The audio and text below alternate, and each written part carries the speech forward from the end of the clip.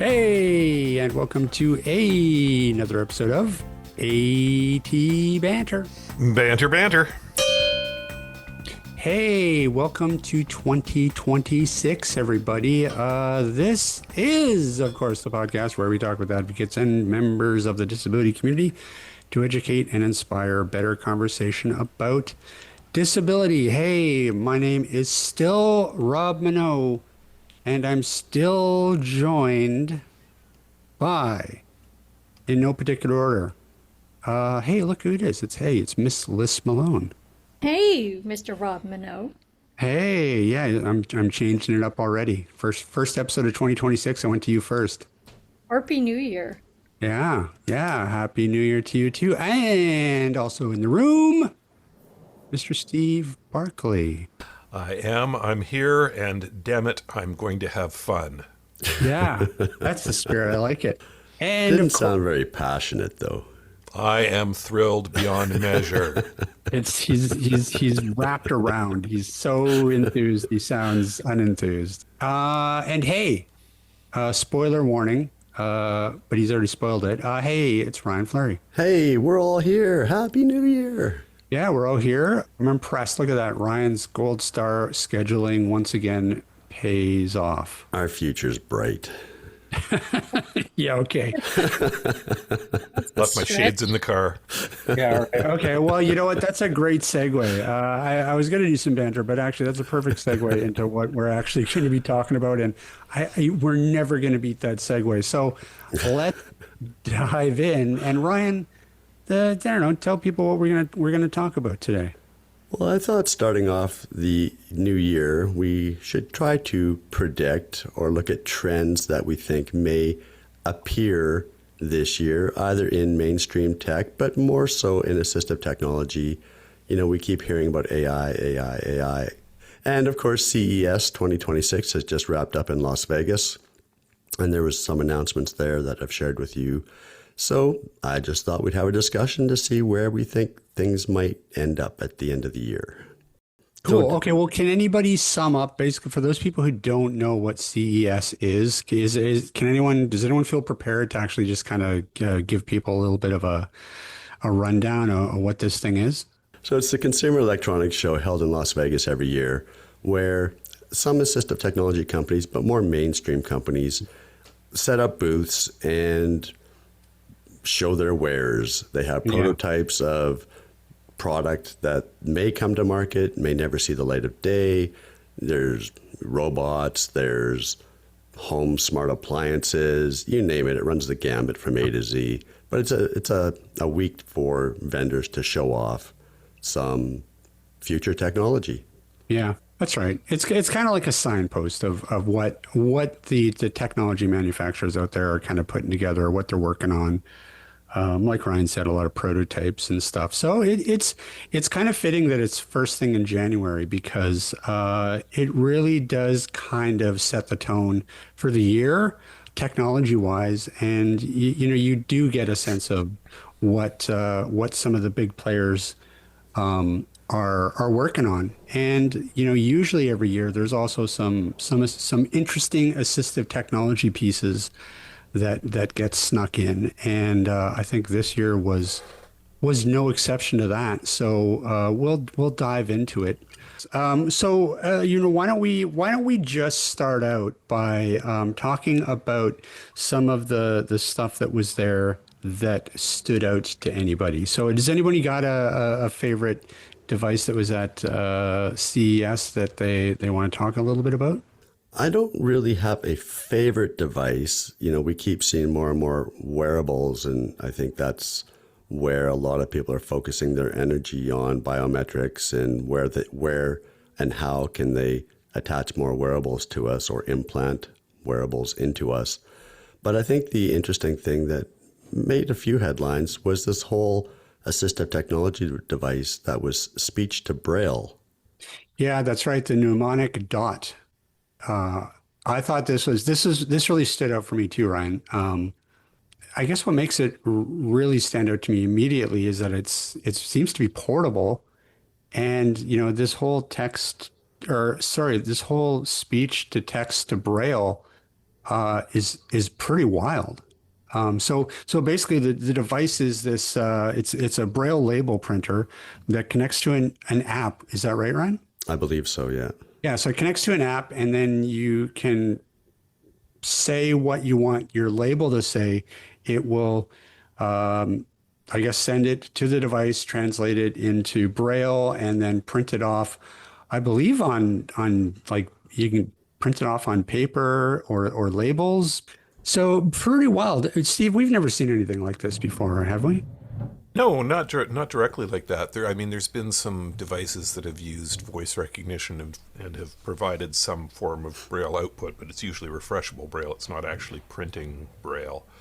And you know, I wonder about this technology and how effective it's going to be, because one of the things that people would probably like to use it for right off the hop would be medications. Yeah. And as I replied to Ryan when he sent that one over, you know, I wonder how it would do when you tell it, yeah, this is hydrochlorothalazine, and you know, that's not something that's likely to get picked up well by voice recognition. No. And how much tape are you going to go through while you're trying to get it to figure it out? Yeah. So I don't know. Interesting. It'd be interesting to see it in action for sure. Yeah, no doubt. Well, you know, it was interesting too that the article that I saw, that was kind of the main push of the device. They were really talking it up about how it would be able to label medication. That seems to be the real use case scenario that they're using to push the product. But really, it could be used to label anything. So I found it really interesting why they necessarily decided to focus on something like labeling medication for the device, because really you could pitch this as anything. You could just a household labeler that you could label everything from, you know, salts and your tea, coffee tins. Like you just walk around and completely Braille label your entire house if you wanted to, but they didn't really sort of go that route in terms of the marketing. So I found that kind of interesting. I think that maybe somebody's recognizing that labeling medication is a real pain point for the blindness community, but there are other solutions out there. I mean, certainly more eloquent solutions like script talk. Exactly. Yeah. And things like that. So anyways, Yeah, you I could think do the same sort of thing just with way around tags, right? You know, Yeah. just slap a way around tag on a pill bottle with an elastic band, and you know you've got a reusable tag with very low cost, right? Yeah. I personally like the eeny, meeny, miny, mo system. What drug do I get today? Exactly. Blue Just pill, ask green for- pill, red pill, yellow pill.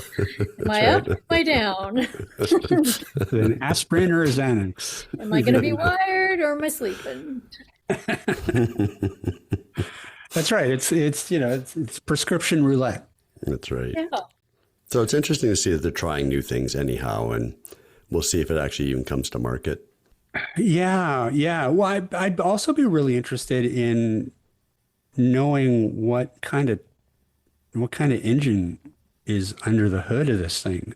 Because again, I don't think we've ever seen something that could translate text to Braille or speech to text to Braille in, I'm assuming, real time, like that, and then print it off. Like that's pretty cool. Because usually, if I'm not mistaken, and Ryan and Steve, you can correct me on this, but even the process of like taking, say, a Word document and typing in what you want, and then getting that out to a Braille embosser to print off, like that requires, you know, specialty software, Braille translation software, in order to translate the text into Braille, and that software can be pretty pricey. So, isn't that a pretty involved process? Like, does that part of it worry you? There's been another device that's come out before the Haptic Braille communicator from Forblind Yeah. has been out for a couple of years now, I think, and that one converts speech into Braille. It does it in kind of a funky way because you got to hold your fingers on the Braille keyboard and it vibrates the keys in correspondence to the Braille, which is interesting. But it has been done, so Right. this isn't a first. Well, and really, this is being marketed as something for the home. So I'm assuming. I mean, we don't know. I don't have the information here in front of me on how much the proposed retail price tag on this thing would be. I think But it was I'm assuming- $1,000 Okay, well, I mean, US. AT wise, and I guess in the Braille world, that's not completely outrageous, right? For something like this, Depends on how many labels you're going to do. I suppose. Yeah, and I guess, the speed of this and how mechanical is this? Is it repairable, serviceable? Well, I think one thing we've learned in doing this program is that a lot of these companies, they come out with this technology and they haven't really thoroughly kicked the tires. Yeah. Or talk You to know, the community? yep, pretty much. I mean, they come up with the concept and they develop the product to a certain point, but then they don't really look at all of the day-to-day uses and see all of the I guess all the pimples and Yeah. warts that lie pretty close to the surface once you take a really good look at it. Yeah, I mean, on the surface, this seems like it's a great product, and I could see it being really useful in the home.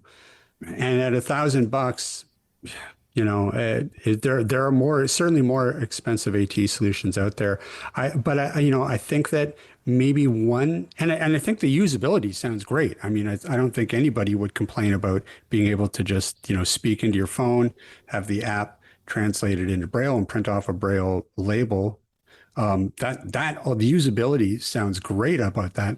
I think that maybe where they haven't, I would fear that where they haven't done their market research is whether or not an average person in the blindness community is going to pay $1,000 in order to just kind of be able to label whatever they want. Like that's where I think that's where it kind of might get a little bit dicey, because I don't know, that is a big price tag. And whatever, if I don't know if you're labeling your vinyl or something, or Well, that's a lot of cheddar. There's other yeah, options. exactly right. Yeah, I mean just for labeling. And I'm not saying labeling is not important. I'm just saying that is a steep price just for labeling, and I think that most people will just come up with their own hacks and other systems. You know what? I think everything is going to end up being codes, where you're just going to put codes on everything, and then you scan the code with your phone. You just run it over, and it's going to tell you exactly what it is. I mean, that's where I think the technology is going to lead us. Well, and what excites me is that whatever technology they're using, and obviously, probably 95 to 99% of everything that we're going to be talking about today is all AI driven. I mean, that's the one thing you look at CES this year, and the big picture is just AI, AI, AI. Everything's got AI baked into it.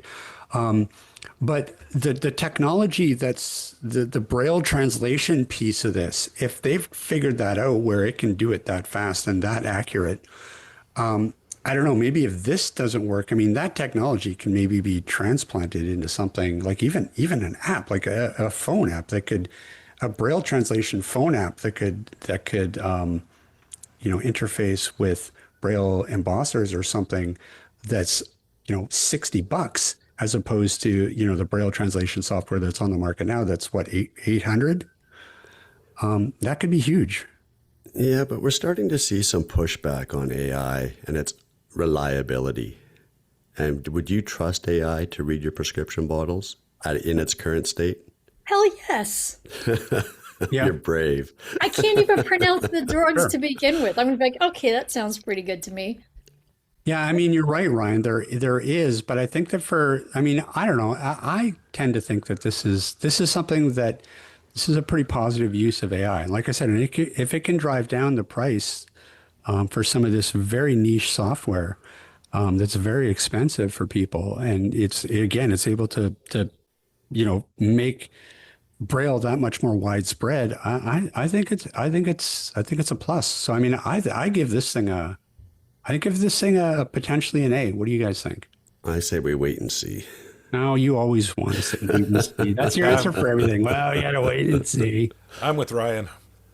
Ah, wow, guys, I'm wow. not, yeah, I'm not jumping on board. Sorry. I've been right. burned too many I'm not, times with, ooh, look at this fancy shiny tech.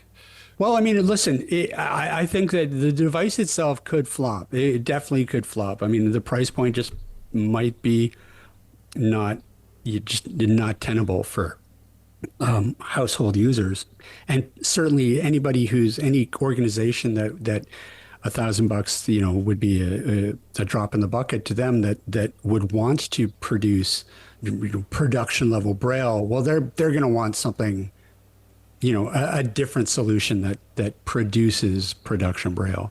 They wouldn't go for this thing. So, well, and then and no government agency is going to help pay for this just for labeling. There's just no way. They're not going to do $1,000 a pop just for labeling because they're going to say, well, there are so many other cheaper systems for labeling that don't involve Braille but can be tactile in other ways. I'm not saying it's right. I'm just being realistic.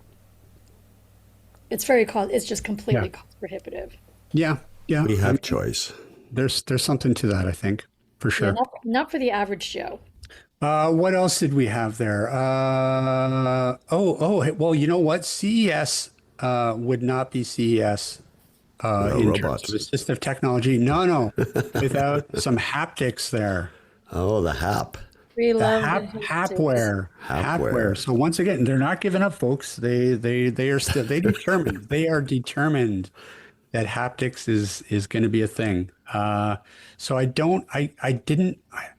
I only have the description in front of me. I don't actually haven't seen this thing. I don't know if anyone else watched a video of it, but again, it's just a wearable system with haptic feedback. So I'm assuming that it's an app that pairs with smart glasses that conveys, I think, things like social cues, object information, again through haptics. Yeah, I can tell you when people are smiling or frowning, people are angry, happy, sad. So it's So haptic emojis. Pretty yeah, much. It'll tell you that Ryan is cranky. Actually, a really good description for it, Liz. That's pretty much exactly what it is. So yeah, you wear a pair of glasses, and you've got this wristband, and the wristband has an array, 3x5 array, so 15 dots on that are on the I believe the bottom of the wrist, and when the glasses detect a facial expression or an outstretched hand, it'll play a particular pattern on the wristband to indicate that that's what's going on. I mean, yeah, there's no chance that's going to foul up. Smiley face, poo face. No, what's wrong? yeah. I don't know, man. This one, I don't know. I Yeah, this, I question the judgment of this kind of AI because sometimes like a squinting face looking at something could look like a smile and it's not a smile. yeah, Smiling could have just had his leg cut off. Yeah, there that fine line between, what is it? Pleasure and pain. yeah. That's Grimace right. versus a smile, yeah. I mean, I think this falls into who asked for this. Like, did they did they really talk to the community? Was this really in the top five problems that folks in the blind and low vision community, would say that they want a solution to? Is somebody smile? Like, what's their facial expression? They knew their fellow pedestrians were smiling as they stepped off the curb into traffic Yeah. because that's the only thing that this device was good for. Yeah, the other thing I always think about with whenever somebody develops this, something a haptic system is that haptics can't be a solution for everything. Like, can you imagine if they just try to solve everything to the haptics? You had okay, on my left wrist, I have my facial expression haptic thing, and then on my lapel, I have my haptic thing that buzzes for obstacle detection, and then on my right ankle, I have my that The neural band for your meta display glasses. yeah. I mean, it's just at some point like haptics. It just is. It's just not a good solution, and they keep trying over and over again. And I don't know. It's kind of comical at this point. And I think there are use case scenarios that, I'm not familiar with, but there is probably a community of people out there who get a lot out of haptic response. Oh, well, maybe we're being too hard on it. I don't know. We need to hear from our audience. We need feedback at Cowbell. Honestly, have you either of you? I mean, Ryan and Steve. I mean, you guys work in the industry, obviously. So, have you ever had somebody walk in who's just like, yeah, I have this haptic thing that I bought and I love it. I use it all the time. It's the greatest. Like, I don't know anybody that has ever used anything haptic, but I don't know. The only thing I can think of that might have been popular that Steve probably has more experience with the customers than I do would be the Sunu band when it was around. Was there anybody who really adopted that? And Well, I think we gave away as many as we actually sold, but I mean, it's just another one of those that nonstop parade of, haptic devices for mobility, and none of them ever seem to survive. right. No. I think the reason they don't survive is because the market is meh. They don't care. It's like, good, it's going to vibrate at me. Whoop-de-twang. Yeah. And most of the time I turn the haptics off on my devices if I can. For sure. Yeah, and this one, the Ally, the device is right now $359, regular for $449, and then you need a monthly subscription for $29 a month. Yeah. So, No way. and you have to have Meta glasses because it pairs with Meta glasses, and you have to have a iOS device running iOS 17 or higher. So. That's a lot of tech to get something vibrating on your wrist. A lot of money. Yeah. Well, that's a lot of charging every night. Yeah, right? Yeah. Yeah. You're gonna need a power cord for everything. So in the past year or so, we've been picking up a lot more products for the hearing impaired community, the deaf community. Would something like this work for that population? Maybe the deafblind community, That's true. Yeah. I mean, they're positioning it for blind, low vision, deaf, blind, and autism. Right. So, Yeah. I don't know. I think this is a product that is just a product seeking a market that doesn't exist. Right. Yeah. Yeah. Product looking for an audience. It's like, That's right. hey, you could use it for this. Oh, yeah, you could use it for this. Okay, great. Awesome. Yeah, exactly. So there you go. So Hapware, Goodbye. frowny face. Womp, womp, womp. Okay, well, it's hard. So I see there is also the Lumen, which is some smart glasses, which are, of course, I guess this is specific AT. So this is interesting to me too, because we talked so much over the past year about the Meta glasses and how mainstream smart glasses were a real popular item with the blindness community. So it's interesting to me that someone's sort of taken up picked up the ball, and they're developing these smart glasses specifically as a piece of AT. Okay, so yeah, interesting. Okay, so these are another mobility aid. Okay. The Lumen glasses.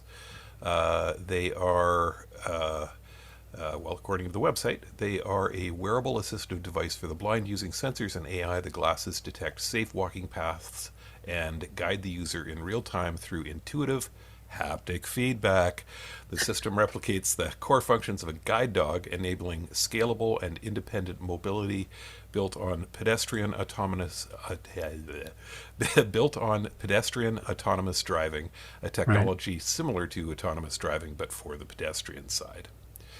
So these, if anybody's ever seen a pair of eSight glasses, they look kind of along the similar vein. They are a big, bulky, head-worn system and presumably they're going to help you walk around, you know, much as you might do, say, with a $80 cane.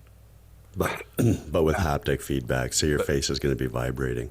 Yeah, yeah. Yeah. Yeah. Why So does everything have to be haptic? Well, I one of the know things I keep hearing from the community that have the meta glasses is a lot of us are waiting for, well, a longer battery, but the ability to actually have full-time live detection or live description. So if you're walking, you can, instead of having to say, hey, Meta, what's in front of me? Hey, Meta, what's around me? Hey, Meta, what's this? Live description that is constantly giving you updated information. Stop, there's a car in front of you, or there's a garbage can, whatever the case may be. People keep wanting and asking for that type of information instead of having to, like I said, cue your AI all the time. Something like this, again, I don't know. Well, we don't know what mapping they're using or how reliable the maps are going to be either, right? So, no, but you bring up a good point, and I think that this could be, you know, the big difference between just using, say, the meta glasses uh, and using something that gets developed, and maybe not this particular item, but say a pair of smart glasses that's specifically built with blindness and low vision in mind. well, you could use That Blind Square or Google Maps in walking mode with your meta glasses or any smart glasses, Yeah, no, I know, but right? yes, yeah. But again, but then you have to interface with that in a way that's like the mainstream does, which is you have to feed it the keyword Right. and you have to, whereas like you said, if it's a dedicated AT device, it could operate differently. You wouldn't necessarily build that type of functionality into it. It could be more live camera, live feed, you know, constantly scanning your environment and telling you what's around you without having to say, hey, Meta, hey, Meta, hey, Meta, what's around me? So I could see that. But then you fall, of course, then you fall back into the typical AT trap of, well, if it's a dedicated AT device, it automatically is probably going to double in price. Let me ask you a question. Okay. Would you Ryan, would you use a device like this if it was $1,600? No. Good, because it's $16,000. What? The lumen glasses? Yeah, they're 9,999 euros at an exchange rate of What? 1.68. That's $16,800 Canadian. Are they Wow. insane? So Yeah. what do they talk Whether- about any of the tech that's in them? Like, does it have LiDAR and like all that sort of stuff? Wow. Because if it does, then yeah, okay, you still can't justify $16,000. But you know, we have a $2,000 Stellar Trek that you know has half the tech probably, and is a specialized AT, and probably doesn't do what that device can do. It'll probably get you part of the way there. So, do they talk about the tech that's built into it? Like, does it have accelerometers and GPS and LiDAR and...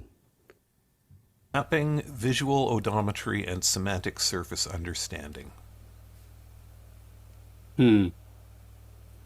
Yeah, it sounds pretty cutting edge, which is Sciencey. probably why it's. But yeah, I mean, who is this for? Yeah, Yeah. I think we're talking about a camera technology. Now they do show some pretty cool stuff, like a guy being thrown balls and he's able to catch the balls when he's What? completely blind. A guy being presented with a bunch of apples on the ends of sticks and he can just reach out and grab the apple and immediately find it. So I mean $16,000. That's a big chunk just to be able to catch a ball. Yeah, yeah. I mean, realistically, like I don't know what market they expect this to be for, but I can pay someone to bring me my apples. that's right. Yeah. Oh, yeah. And who knows? Maybe this could just be, some sort of a proof of concept product, right? And maybe they. No, it's out. It's out. It Well, and really. all this tech though, keep Wow. in Okay. mind, starts out really, really expensive, right? And it'll come down in price if it lasts If it. and Yeah. the technology decreases. But Yeah. we've got bigger things happening right now in the world, like RAM shortages. Okay. Yeah. Well, we get to that. Yeah. I don't see that one lasting. No, probably not. Yeah, I just don't know. I mean, I don't know how they can possibly find a market for it. That's the big problem. I mean, the Yeah. technology. I mean, listen, if it's authentic, then I mean that's pretty impressive. But Very small market. having being that expensive, it's just out of reach for the main population in the blindness community. So Yep. I don't know what good is it? What good is having a $20,000 because you got to factor exchange and shipping in there as well. So, yeah. Another frowny emoji. Yeah. Well, but who knows? Maybe they're forging the path for a product that can come in behind them and come in at a little bit smaller price point that can do the same thing. So, Well, that'll be Apple's new vision glasses coming out next year, or Google and Samsung's this year. We'll see. yeah.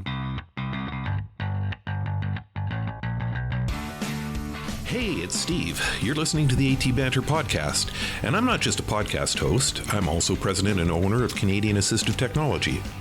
Did you know that Canadian Assistive Technology prides itself on having the largest and most extensive product line of assistive technology in Canada? We believe in giving our customers the greatest amount of choice because finding the right solution can make all the difference. Our wide array of products cover a spectrum of needs. Whether you're looking for low vision aids like CCTVs or optical magnifiers or comprehensive blindness solutions, we've got you covered. We also offer hearing amplification solutions, alerting systems for people who are deaf, mobility canes, physical access aids, communication aids for the nonverbal, some products to support people living with dementia, and specialized digital accessible signage to make public spaces more accessible. We also have what we call our gently used marketplace for more reasonably priced options on consignment items. Plus, we have demo equipment available. Our goal is to provide all the custom accessibility solutions you need. Explore the possibilities today and visit us online at www.canastech.com or call us toll free at 1-844-795-8324. And now, back to the show.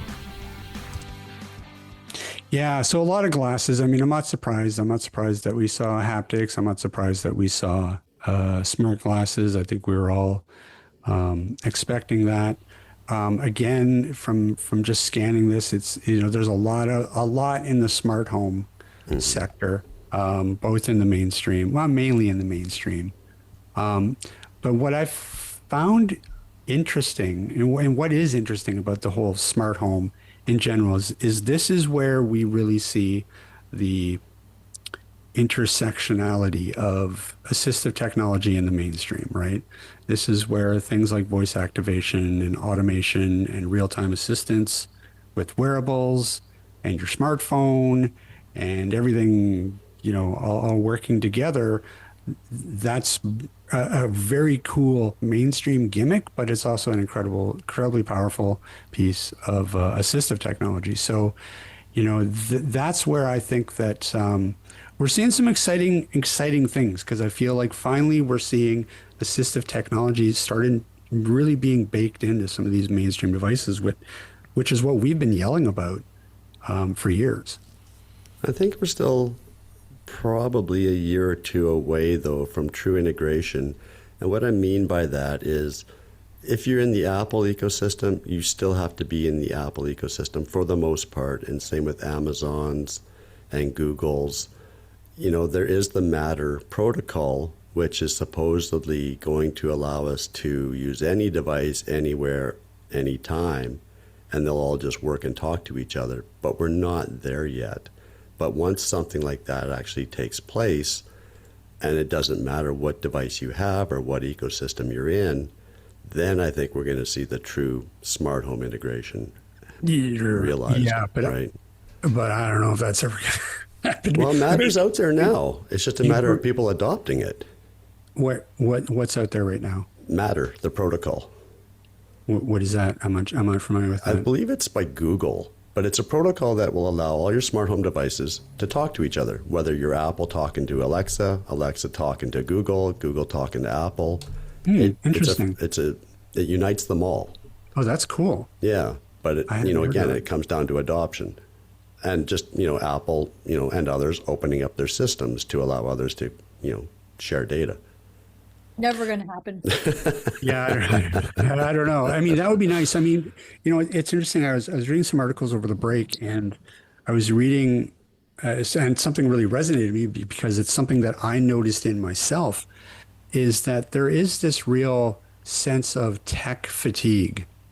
And if you think about it, it's just that we're bombarded with tech all the time. How many apps does everybody have on the phone, and how many voice assistants or smartwatches, or like we have all of this tech that we're constantly interfacing with, and we got to configure this to work with this, and we're all be installing this app, opening this app.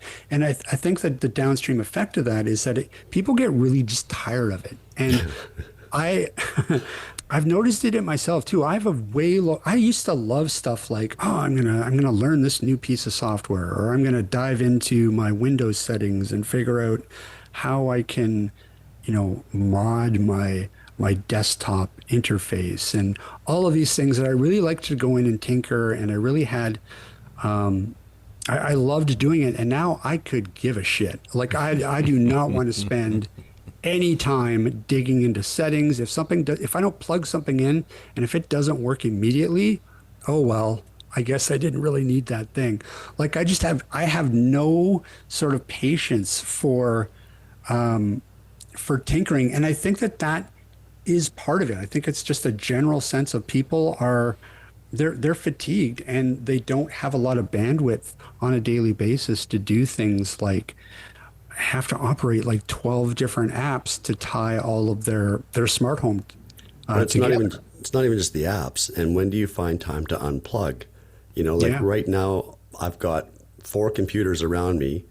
On my desk in front of me, I've got a Windows machine and a Mac machine, 2 microphones, 2 audio interfaces, a mixer, just, and that's just on my desk here. That's not when I go upstairs to the living room and start acting with the smart TV and remotes and my iPhone and Yeah. Alexa and everything else. Like when do you have time to unplug? You don't, because you're constantly using something. More importantly, you're constantly having to reconfigure and update the apps on Yeah. everything. There's no time left in the day because you got to update. Yeah, that's right. Yeah, then you have to do it up to, you're absolutely right. And it's interesting, when we talked to Davil about the Lotus ring, he was saying exactly the same thing. Their goal is to try to, merge all of this together so it's just one device. And it's such a difficult thing with the smart home because there's so many different manufacturers and there's so many different apps. And I think that's what's really holding that market back and that's going to be a problem for them going forward, is just people just want a simple solution. I mean, I would love a smart home, but I don't want 16 different devices and 10 apps that I have to open and close and use to drive, everything from my heat to my blinds to my alarm. Like it's at some point, I think it just gets too much for people, and especially people with disabilities, which a lot of this stuff would be incredibly beneficial for. But again, you have to be so careful with that market because tech fatigue is going to be a real thing. And see, I don't mind the 16 devices as long as they're standalone devices and I don't need another app. Yeah. Like, stop giving us apps to control everything. Just give me a device with physical buttons. Right? No device with touch screens. I don't need a touch screen. Can't use it. Can't see it. Yeah. Give me some physical buttons. No app. I want to go back to the old days when things had knobs and buttons. Yeah. I'm due to upgrade my router in my home, and I'm dreading it having to update every single Oh, thing to now yeah. read a new router and new password. And Yeah. yeah, so I've been putting it off just for that reason. Yeah, no, for sure, for sure, and it's really weird, and it's just something that since I read that article over the holidays, I was like, yeah, that's so true. Like I have so little patience now for anything, like even just changing a password. I get so annoyed where it's like, oh my God, it's been 3 months. Like let me use my password. Like I just don't make me change it. Now I gotta wrap my head around that. Like I have zero patience, and I feel like I'm not alone. Well, you're So not. thank And you, that tech Liz. is changing all the time too, right? Now, more and more websites are asking for passkeys, right? So now your password is going by the wayside and they want you to start using passkeys. Yeah. Well, what's a passkey? How do Yeah, I use a actually, passkey? And that's then another authenticator apps. Like, oh, yeah, that's another great example, Ryan. That was something else they came up with. Yeah, Windows like prompted me, was like, hey, why don't you just use a passkey? And so I'm like, I don't know what that means. I don't care. I don't want to think about it. I've yeah, done. Just shut up and take my password. And yeah. Yeah. so We reached yeah. the height of technology when they came out with fingerprint readers, and it's been downhill ever since. Yeah, no, really, it's a thing. So I don't know. I feel like maybe that is something that I haven't heard anybody talking about except for Davil. Like so, and I really do think that he made some great points on that show, and I think that that's what it's. People are just reaching the end of the rope, right? Because they just think of how much tech, how many apps, how many streaming services, like all of this stuff. It's just going to reach a point where just people are just fed up and they just can't. They just can't. And so, and a lot of these things that are very cool and I think that would have a lot of benefits, people just aren't going to engage with because it's just at the end of the day, they're just too damn overwhelmed with everything coming at them. So, uh, Well, and we know what happens when you lose power or the internet goes down, because it does go down. Now you can't heat your home. Now you can't turn on your whatever, your smart microwave, your smart oven. Now you can't wash clothes because your washing machine needs an app connected to the internet and the internet's down. Like, we're doomed. We're doomed. You can't cook because the internet's down, right? We're yeah, so well, connected. yeah, well, you bring up a good point too. Like, a lot of these smart devices, and this is where, I mean, granted, I have seen a lot of pushback against things like, smart fridges and smart stoves and stuff like that, that actually require Wi-Fi and that are always connected to the internet. Like, I don't know, like those, I don't know that those are being broadly adapted. I mean, unless they're baking those into every new fridge that's coming down the pipe and people don't have much of a choice. But I all the stuff that I've seen about like smart fridges and stuff is usually it's just like videos of people like mocking it and being like, yeah, I can't believe this, or people complaining because the manufacturers are like feeding people ads into their fridge, like the display screen and stuff Right. that's there to whatever that monitors the temperature, and I guess it gives you an inventory of what's in the fridge. And and they're getting fed ads in that. So people I don't know, I just don't think that again, that's going to be something that's going to be broadly received, but who Next knows. generation's problem. Yeah, exactly. People have to worry about that. So AI, let's talk about AI because any sort of conversation about what we think is going to be coming down the pipe in the next year, it has to include AI, right? Like it's in everything and it's being baked into everything. And I think that in terms of, if we're talking about 2026 trends, that's kind of what I'm seeing here is that just AI, like every one of these devices, the word AI is in it. They're using it in everything, even if it's not necessarily an AI driven app. It's still using AI in the background. So how does everybody feel about that? Well, I mean, as I've mentioned before on the show, I use ChatGPT fairly extensively, and it's my go-to search now. I find I get better results from it, and I don't get all the ads that I get through Google when I try and search for something. So, I definitely found a place for it in my workflow, and it helps me a lot with, little tasks and just saving me time and effort. But that's really the only thing I use it for. I don't really use AI outside of that. I've got it turned off on my phone because, my phone is a Google phone, and when I, use the command to wake it up, if I turn on the AI feature, that command that I used to use no longer works, and routines that I had using the OK Google command now do something completely different, which I find pretty annoying. So, I have limited use for it, and I'm not as thrilled about it, I guess, as a lot of other people are. I also, I see the stories about, things like, lawyers who are trying to use it, and they come in with, hallucinated citations, and they get beat up by a judge for bringing, basically total lies into a courtroom because they were lazy. It's not as good as it can be. It will get better. The question is, will it get so much better that it's smarter than us and can outthink us, and get away, build a base on the moon, start bombarding us with space rocks? So let me ask you this. Are you ready for AI in your home other than your phone? Let's say it's a laundry folding humanoid.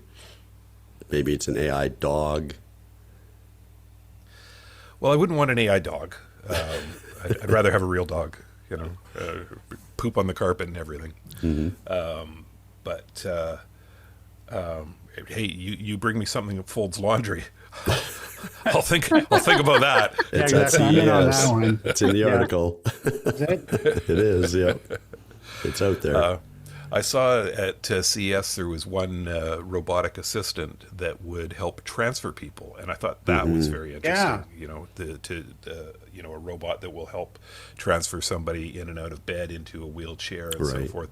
That's That right. could be incredibly useful for so many people because, I think about people I've known over the years with, different conditions who, getting out of bed. That was a major effort for them, right. and some days it was harder than others, some days they couldn't get out of bed. But, that is a really good application of technology. But then, we see so many frivolous uses of technology as well. And, AI in toys. Do we really need AI in toys? Do you want your Teddy Ruxpin to be smarter than you? Yeah, I think we'll see a lot of advances in healthcare for sure. Yeah. Yeah. I have to spend a lot of time on social media for my work, and everything, everything, everything is fake and AI generated.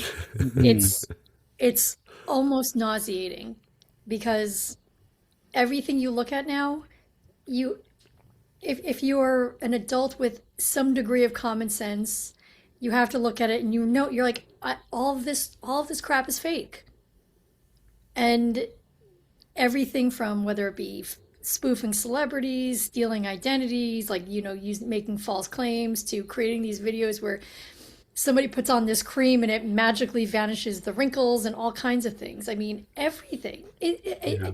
To even like the remember everyone used to love like little adorable pet videos? They're fake too. Everything is fake. I mean, that's what's just really annoying is that it's becoming as fake as regular TV. That was one thing that was cool about social media, is that you were seeing things from regular people doing funny things or talented. Even now, I mean, now you can't even express appreciation for somebody who's like a great singer or who does this great dance move, because like, that's fake. Like, that's not really them doing it. I mean, that's what it's come down to, that you cannot believe anything that you see anymore on the internet or on social media. Just like, if you say you watch a TV show and it's fiction, you have to look at it that way. Everything is fiction. It is purely entertainment and nothing more. That's sad. Yeah. Well, that brings up Definitely, it brings up a social issue. I think that we're gonna be struggling with for sure. Because you're absolutely right. I mean, some of that, some of the quality of the generative video, like it's can be startling. Like honestly, if I love that. There's this Instagram account that I love, and it's just they've just made like ridiculous AI cat videos, like a cat riding a unicycle, playing a trombone, waking somebody up at 3 o'clock in the morning. And 10 years ago, if someone showed you that video, you'd be like, "Oh my God! Like, how you trained a cat to ride a unicycle and play a trombone? Like, it doesn't look like it looks like a cat. Like it looks. It would blow your mind 10 years ago. This technology, and I think that as a society, on a social level, when we don't know what's real and what's not, that could pose a bit of a problem for us down the road for sure. And I don't It know already is. yeah, and I don't know how we're going to put that genie back in the bottle. Well, we used to also have an appreciation for talent, for art, for creativity, right? We're talking about all these videos and stuff, and there used to be a lot of talent. And Rob, as a graphics designer, that there's a lot of time and effort that went into learning how to do all that sort of stuff. And same with the music industry. Last time I checked on Spotify, the #1 song was an AI song. Wow. Right? Like, we've nuts. just lost our appreciation for human creation. Yeah, I would say that we're in danger of, but I'll play the optimist of the group because I am, but I also think that I know that there's pushback against all of that Sure. stuff. There are people that are just like, AI slop is a thing. I know people that, and I do it. Like, I don't always, if I Google something and I get that AI overview, I don't always, like, I will sometimes scroll by that because I'm like, I'm not gonna rely on that because I can't trust that. Or if it does give you information, I'll double check it. Yeah.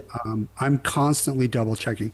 And I've used ChatGPT too. I'm like, Steve, I've got an account. I've used it for things like coding. I've used it for things like, helping writing or idea generation. But what I found is that you have to constantly double check it, or you have to constantly like walk it to where you want it to go. Very, very, very rarely, if you ask it to do something, does it do it right the first time, at least in my experience.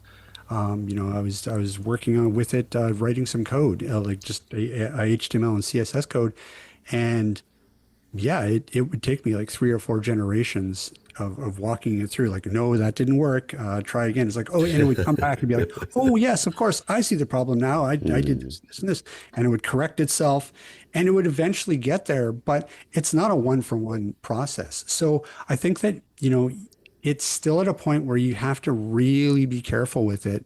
And it's a tool. You have to treat it as a tool that helps you do something, but it just can't be used as a replacement. And I think that hopefully that's the direction that people go, and recognize it as a tool and not just as I can just save a bunch of time and just plug this into ChatGPT and it'll do it for me. So that's my take on it. I was using ChatGPT a lot on our newsletters to generate the bulldog picture at the beginning of the newsletter. Give me a picture of a bulldog doing this. Give me a picture of a bulldog doing that. And I'd at one point given ChatGPT a picture of my dog Daisy when she was alive, and now that bulldog always looks a fair bit like Daisy. Yeah, my nephew, who's a graphic designer, he was mad at me about that. He was mad. Yeah, he got really hot one day with me about, you're using that AI crap. It's going to take away my job. Well, here's the thing. It is going to take away jobs like that. Yeah. It is. It's going to have a serious impact because, ChatGPT will will render that in under a minute. Yep. And if I need to make a tweak, it takes under a minute to render the tweak. Yeah. Yep. Until I've got what I want. If I go to a graphics designer, one, it's going to cost a hell of a lot more money, and two, it's going to take a lot longer for Yeah. anything to be produced. And then if it has to be tweaked, it's more money and more time. So, I mean, it's filling a need. And yeah, it is disruptive, no question. But it's my bigger concern about AI is the impact it's going to have on free and fair elections, because Yeah. you can we don't currently have any really good laws around the use of AI, Right. like. And it's being used in deepfakes all over the place for all kinds of nefarious purposes. I bet in the upcoming Canadian election cycle, the upcoming U.S. election cycle, we are going to see deepfakes like never before. And we're going to be bombarded with them. And then we're going to be bombarded with the people on social media going, "Did you see that? Did you see what he said?" I know. And it's just going to stir levels of outrage to levels that we've never experienced before. I think it is incredibly dangerous Yep. when it's not regulated, and our regulation is lagging so far behind right now. It Well, you is can't keep up because AI changes so quickly. Well, and it's really who the people who need to be the police of that are the AI companies. I mean, they're the ones that can put the actual guardrails in, and they're just not doing it. I mean, Well, they're kind the of ones lobbying government to not let that happen. yeah. Want to be regulated. Yeah, it's crazy. Well, then I don't know. Like, it seems to me, and I don't know how easy this would be to do, but like, I don't know, put a watermark, like any sort of AI generated video, there must be a way for them to put some sort of a digital watermark into it so that people can tell right off by looking at it that, okay, this was AI generated. Like, obviously, if it's a cat playing a trombone, riding a unicycle, like I'm not fooled at this point. I mean, it worked the first time, but after that, the second video, I was like, oh, okay, wait, this is AI. Oh, but then all you have to But do is run the file through a watermark scrubber. Yeah, Right. no, I suppose there's always going to be a way around it, but yeah, I mean, yeah, I don't know, but that's a whole other podcast episode, like all the social problems that we might be staring down the barrel of. But hopefully somebody out there is paying attention to that, because I kind of agree. I think that could really bite us in the butt at some point. There is one more thing about AI, though, that I was talking to Ryan a bit about the other day, and that I do want to talk about, and it does kind of tie into assistive technology before we start to wrap up. And that's in I guess, what was it, like in December sometime, RAM prices, computer memory prices really started to go up. I guess what has happened is that some of the RAM manufacturers have stopped producing RAM for the consumer market and have strictly they're just making RAM for AI companies, because All the data centers, they're buying up all the RAM. yeah, they need, of course, the RAM to power the computers that drives the AI. And so what's happening is that computer memory prices have tripled, quadrupled, just in the past month and a half. And of course, computer memory, like that drives everything. Like, it's not just, Yeah. some guy trying to build a gaming computer that's going to be affected. This is in every single piece of AT. This is in your phone. This is your laptop. Heck, probably like things like It's in your smart Daisy TV player. and stuff like that. You're gonna, you're really gonna see the impact of this going forward, in pretty much any piece of tech. And I kind of wanted to get everybody's thoughts about that, and if anyone had anything to. I'll just quickly say that I think we're going to see prices in the AT industry go up this year. I Yeah. don't think there's any choice. The manufacturers are going to have to pass the buck. And so look forward to higher costs. Yeah, I mean, traditionally a lot of AT has been manufactured in places like China. That's all getting tariffed now.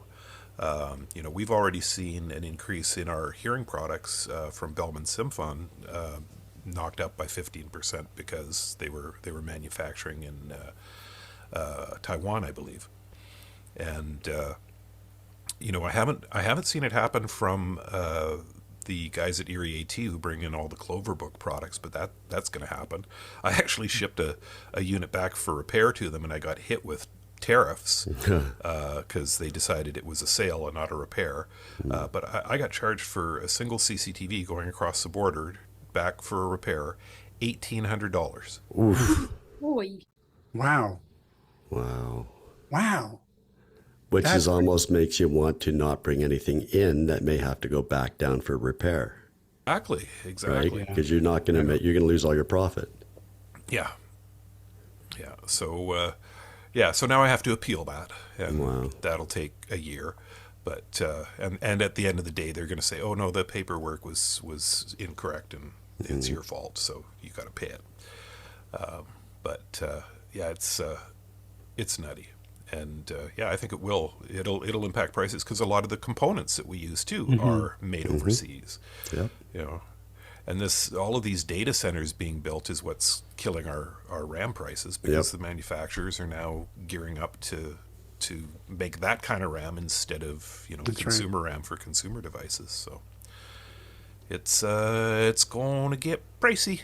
Yeah, for sure. Like, I mean, if you, it's really weird. And just think of the impact that this would have had if this happened a year ago, back when, Windows 10 was being discontinued and, Microsoft was doing this big push of, well, everybody just go and buy a new computer. Well, boy, I would hate to have to buy a new computer this year because I think that it's going to be considerably more expensive to buy a new laptop this year than it was last year for sure. So, Well, you kind of have to wonder too, though, what is in the pipeline? Like, is what's on the shelves for computers what's available? Are there warehouses full of computers? So, like, if Best Buy runs out, is there going to be a shortage on computers, on TVs, on microwaves?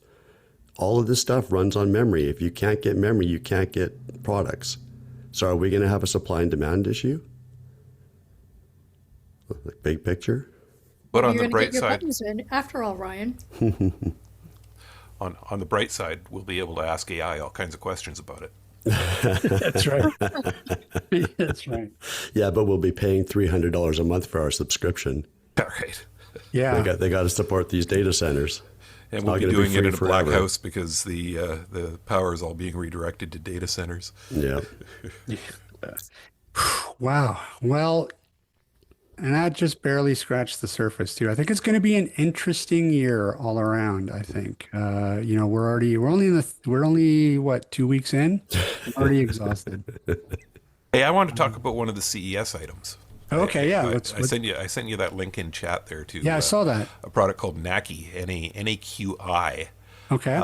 And this one, to me, is the single most useful thing that I've seen come out of CES so far this year. What it is it's a pair of earbuds, but it is monitoring. The earbud is actually monitoring muscles, brain waves, and gestures. So what it lets you do is it lets you use different things like smiling, clenching your jaw, probably twitching your nose, I don't know. But it lets you use different facial features to control things. Wow. So it's kind of like, you remember we had the Smile Mouse for a while? Yep. Where it would use a camera, it would track your eye movement, but then you could click by smiling or blinking or raising an eyebrow or something like that. And we still have that through what's the other one? Drawing a blank on it now. Sense Pilot, that's the one. But this one, it actually goes in your ear, and it's monitoring brainwaves as well. I think this could be a real game changer for people with severe physical disabilities. Yeah. Huh. And Wow. they're gearing it towards the mainstream. There's actually on their website, which is NaqiLogix.com, which is NAQILOGIX.com, totally intuitive. They've got videos of a guy playing a 737 simulator just using that. Wow. Wow, that's wild. And hey, I see one of the testimonials. Do you see this farther down, Steve? One of the testimonials is actually from Sam Sullivan, who used to be Oh, is it? No, I didn't see Vancouver that. mayor. Oh, no Yeah. kidding. So you'll be keeping an eye on that, I'm sure. Are you going to be maybe reaching out to these guys and see if, Yeah, I absolutely will. huh? Sorry, Steve's not available to answer your call right now. He's busy flying his 747. He'll be back Friday. Well, anything else to say about the year ahead? Anybody? I'll open the floor. You can talk about anything you want.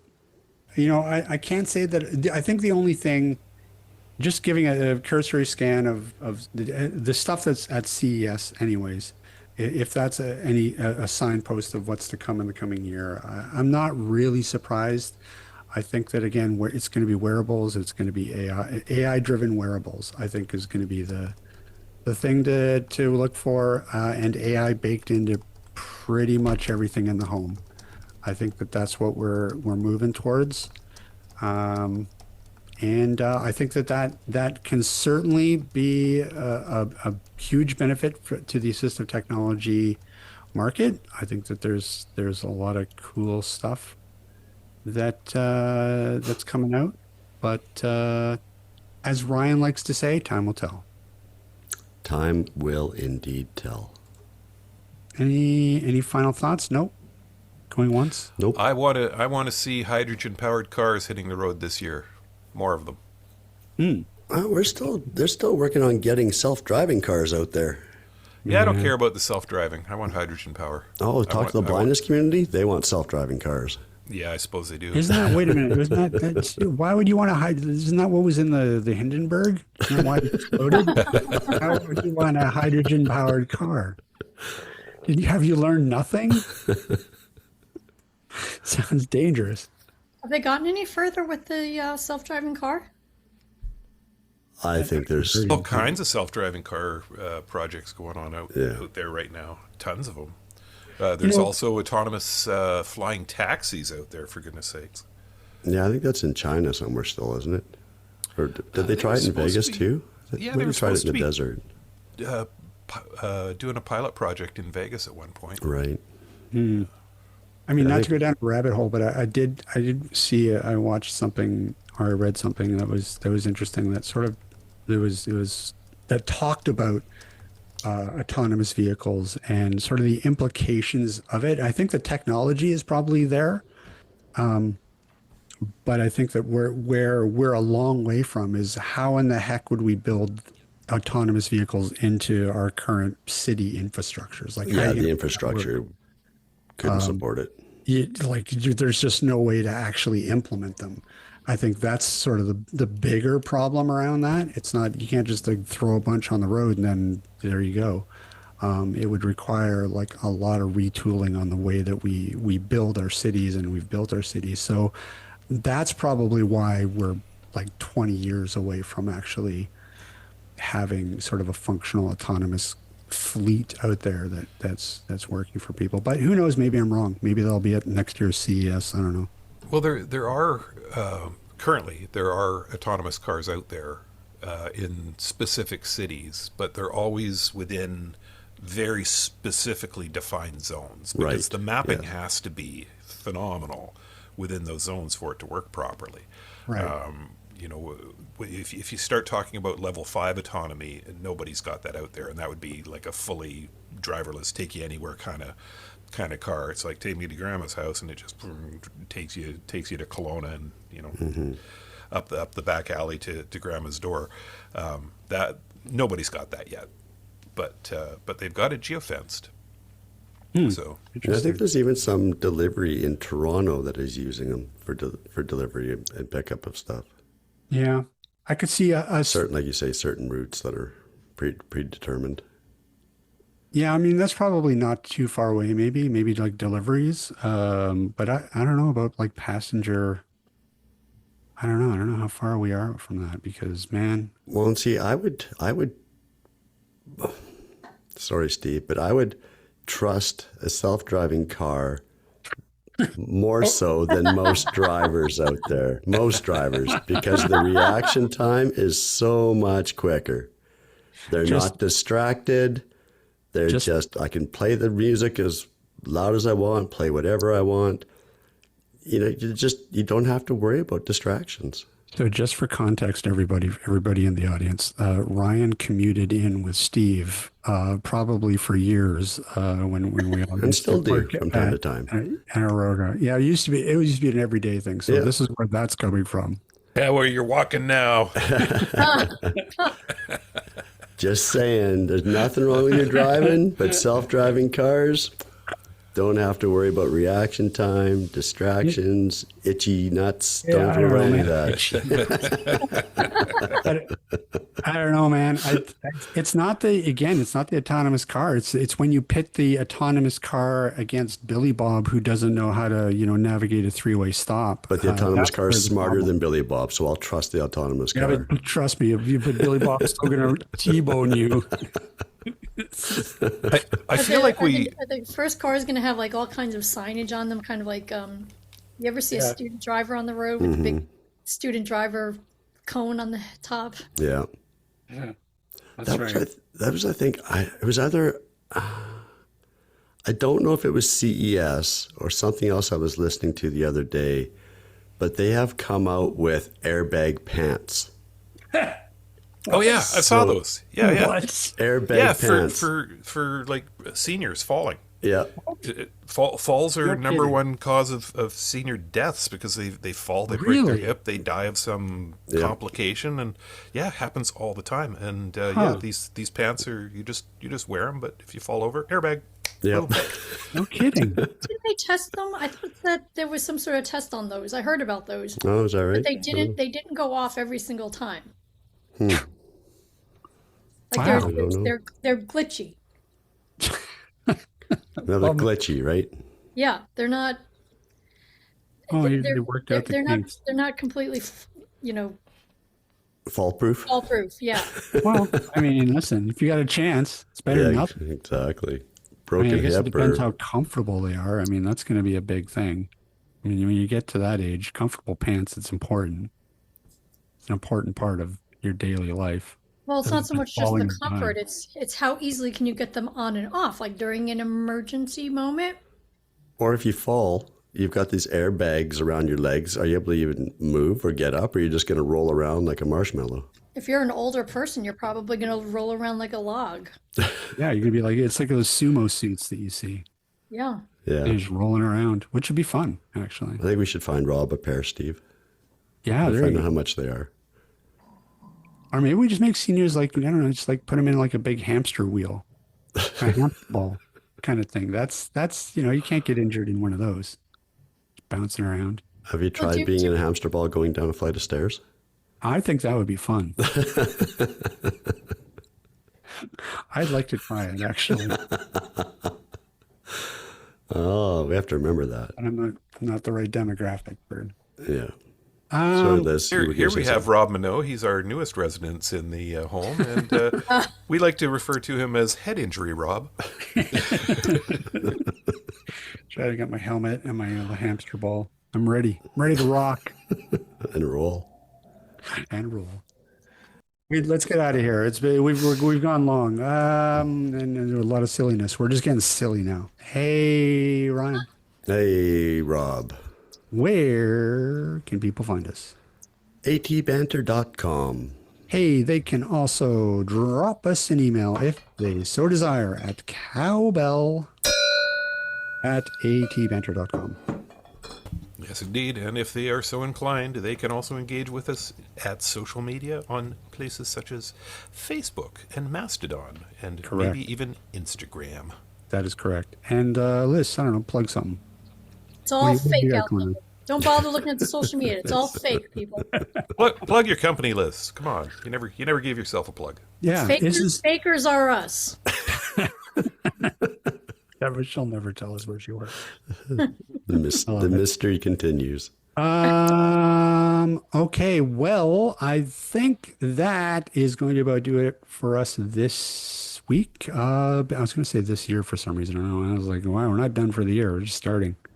Big thanks, of course, for everybody for listening in, and we will see everybody next week.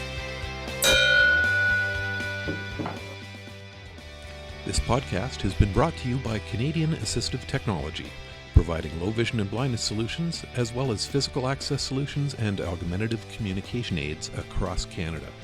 Find us online at www.canastech.com, or if you're in the Vancouver Lower Mainland, visit our storefront at number 106 828 West 8th Avenue in Vancouver. That's one block off Broadway at Willow. You can reach us by phone toll-free at 1-844-795-8324 or by email at sales@canastech.com.